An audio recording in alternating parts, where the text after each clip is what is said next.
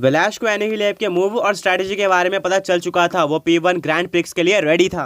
अगले दिन सुबह P1 ग्रैंड प्रिक्स की रजिस्ट्रेशन होती है, जहां पर काफी सारे पोकेमॉन ट्रेनर्स अपने फाइटिंग टाइप पोकेमॉन के साथ पार्टिसिपेट करते हैं। ऐश नोटिस करता है कि पिछली बार इसमें सिर्फ और सिर्फ कैंटो पोकेमॉन्स का यूज किया जा रहा था, बट इस बार पोकेमॉन ट्रेनर्स काफी वैरायटी के पोकेमॉन्स लेकर आए थे अलग अलग रीजन से।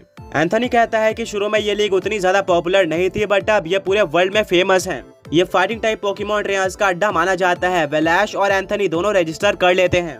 सरप्राइजिंगली ब्रॉक भी इस टूर्नामेंट में पार्टिसिपेट करता है अपने पॉइजन और फाइटिंग टाइप पोकेमॉन क्रोगंग के साथ, यानी कि टूर्नामेंट काफी अमेजिंग होने वाला था। ऐश ये भी नोटिस करता है कि काफी सारी जगह पर प्राइमेप के पोस्टर लगे हुए थे, जिससे पता चलता है कि प्राइमेप ने इस टूर्नामेंट के अंदर काफी नाम कमाया है। एंथनी कहता है बस यही नहीं, जो Pokemon trainers regularly P1 grand prix में पार्टिसिपेट करते हैं उनको प्राइमेप के बारे में अच्छी तरीके से पता है। ये काफी फेमस पोकेमॉन बन चुका है और अब इसको एनिहिलेप के फॉर्म में देखकर सभी लोग शॉक होने वाले हैं।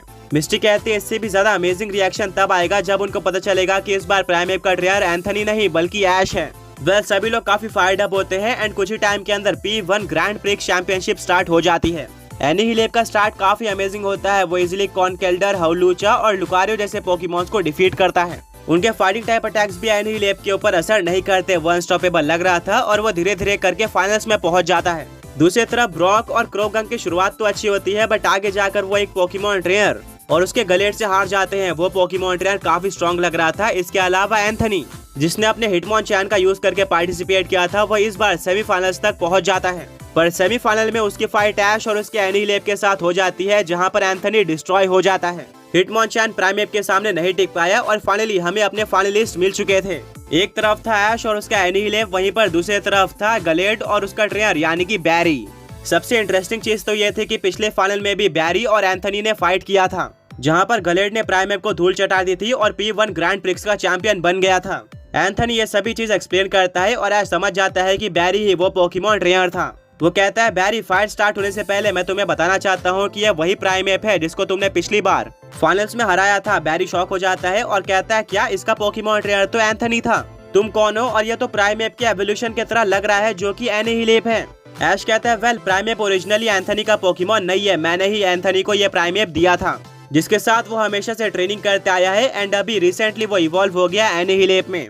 काफी टाइम बाद मैं अपने एनिहिलेप से वापस मिला हूँ एंड इसीलिए P1 ग्रैंड प्रिक्स में मैं इसी का यूज करके पार्टिसिपेट कर रहा हूँ। बैरी कहता है ऑलराइट, अब मुझे सारी स्टोरी समझ में आ गई, पर मैं 2 बार लगातार एक ही पोकेमॉन को डिफीट करके चैंपियन बनना चाहता हूँ। तुम्हारे प्राइमेप ने काफी लंबी स्ट्रीक बनाई थी चैंपियन बनने की, पर अब मेरे गलेट के होते हुए वो नहीं जीत सकता। ऐश कहता है शायद तुम नहीं जानते कि मैं कौन हूँ। दोनों ही पोकेमॉन ट्रेनर्स अपने अपने पोकेमॉन को रिंग में बाहर निकाल देते हैं। दोनों ही पोकेमॉन एक दूसरे की आंख में देखते हैं। एनिहिलेप की आंखों में जोश दिख रहा था। वो प्राइमेप के फॉर्म में गलेट से हार गया था, बट इस बार वो बदला लेना चाहता था एंड उसके पास इससे अच्छा मौका नहीं हो सकता। वो इवॉल्व भी हो चुका है एंड इस बार उसका पोकेमॉन ट्रेनर यानी कि ऐश केचम भी उसके साथ है। दूसरी तरफ गलेट काफी कॉन्फिडेंट दिख रहा होता है। उसने एक बार एनिहिलेप को डिफीट किया था एंड इस बार भी वो यही रिपीट करना चाहता था। वेल रेफरी फ्लैग उठा देता है और फाइट शुरू हो जाती है। बैरी कहता है गलेट, हम सबसे पहला अटैक यूज करके डोमिनेशन दिखाएंगे, अभी फुल पावर के साथ साइको कट यूज करो। गलेड अपनी पूरी स्ट्रेंथ को इकट्ठा करता है एंड उसके ब्लेड पिंक कलर में ग्लो करना स्टार्ट कर देते हैं। अब वो काफी स्पीड से एनिहिलेप की तरफ बढ़ रहा होता है। ऐश कहता है एनिहिलेप, अभी इसको कैच कर लो। सभी पोकेमॉन ट्रेनर शॉक हो जाते हैं। बैरी कहता है कि ऐश ये तुम्हारी काफी बड़ी बेवकूफी होने वाली है। साइकिक टाइप अटैक एनिहिलेप के ऊपर सुपर इफेक्टिव है और ये तुम्हारे एनिहिलेप के ऊपर भारी पड़ने वाला है। ऐश कोई भी रिप्लाई नहीं देता। फाइनली एनिहिलेप अपने सिर्फ हाथों का यूज करके साइको कट को रोक देता है। गलेड अपना पूरा जोर लगाता है पर उसकी साइकिक एनर्जी खत्म हो जाती है। आगे बढ़ने से पहले पिछले पोकी क्विज के विनर्स ये रहे एंड आज का क्वेश्चन ये है कि ये पोकेमॉन कौन से 2 पोकेमॉन्स के फ्यूजन से मिलकर बना हुआ है। बैरी शॉक हो जाता है और कहता है कि गलेड अभी अपने हाथों को वापस ले लो, पर गलेड पूरी कोशिश करने के बाद भी हाथ को पीछे नहीं ले पाता। एनिहिलेप ने काफी जोर से उसके हाथों को पकड़ लिया था। बैरी कहता है गलेड, इसका मतलब तुम्हें अपने पैरों का यूज करना होगा, बट इससे पहले कि वो कुछ कर पाता ऐश कहता है एनिहिलेप, अभी रेज फिस्ट अटैक का यूज करो। एनिहिलेप का एक पंच घोंसली फायर से ग्लो करना स्टार्ट करता है और वो एक रोर के साथ गलेड के चेस्ट पर यह अटैक यूज कर देता है। यह अटैक सुपर स्ट्रॉन्ग था, जिसके चलते गलेड काफी जोर से रिंग के रोप पर जाकर टकरा जाता है। वो काफी मुश्किल से खड़ा हुआ था। बैरी कहता है ये नहीं हो सकता गलेड, अभी क्लोज कॉम्बैट का यूज करो।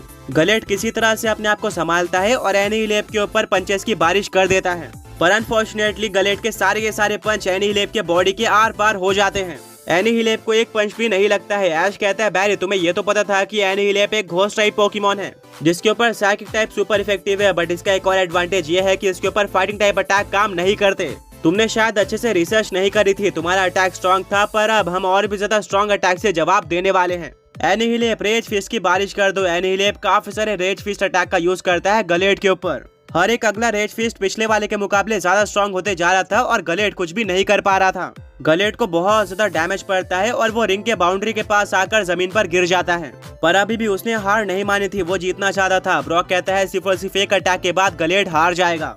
बैरी के लिए चीजें काफी मुश्किल लग रही है। बैरी काफी नर्वस हो जाता है और कहता है गलेट एक लास्ट चांस है हमारे पास एंड हमें इसका अच्छे से यूज करना होगा। हम डेफिनेटली एनिहिलेप को डिफीट कर सकते हैं। अभी अपने सबसे स्ट्रॉन्ग अटैक साइको कट का यूज करो, पर यह अटैक पिछले से भी ज्यादा स्ट्रॉन्ग होना चाहिए ताकि एनिहिलेप इसको रोकना चाहे तो भी ना रोक पाए। गलेट अपने आखिरी अटैक के लिए पूरी स्ट्रेंथ इकट्ठा कर लेता है और उसके ब्लेड्स ग्लो करना स्टार्ट करते हैं। बैरी कहता है अभी गलेट अटैक यूज कर दो। बैरी को लगा था कि इस बार भी एनिहिलेप इस अटैक को रोकना चाहेगा, पर ऐश का प्लान कुछ अलग था। वो डिफेंस के मूड में नहीं था और वो इस फाइट को एंड करना चाहता था। वो कहता है कि एनिहिलेप अभी रेज फिस्ट का यूज करो। एनिहिलेप फुल पावर के साथ रेज फिस्ट का यूज करता है। दोनों अटैक आपस में टकरा जाते हैं। दोनों ही अटैक एक दूसरे के ऊपर सुपर इफेक्टिव थे, तो रिजल्ट सिर्फ और सिर्फ इसी बात पर आने वाला था कि किस पोकेमॉन ने अटैक में ज्यादा जोर लगाया है।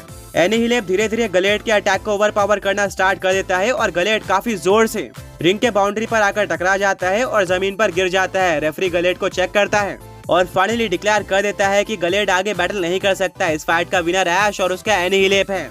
एनिहिलेप काफी खुश हो जाता है। पिछली बार हारने के बाद वो दोबारा से P1 ग्रैंड प्रिक्स का चैंपियन बन गया था एंड इस बार तो उसने सारे पोकेमॉन्स को पूरी तरह से डोमिनेट किया था, जो कि वो एंथनी के ओनरशिप में नहीं कर पाता था। एनिहिलेप रिंग से ही जंप करता है और वो ऐश के गले लग जाता है, जिससे ऐश जमीन पर गिर जाता है। ऐश कहता है एनिहिलेप आराम से, पर एनिहिलेप की खुशी का कोई भी ठिकाना नहीं था। दूसरी तरफ बैरी काफी डिसअपॉइंटेड होता है। पिछली बार एक अमेजिंग जीत के बाद वो इस बार हार गया था। सबसे बड़ी बात तो ये थी कि बैरी कोई टक्कर भी नहीं दे पाया था। वो एनिहिलेप से पूरी तरह से डोमिनेट होकर हारा था।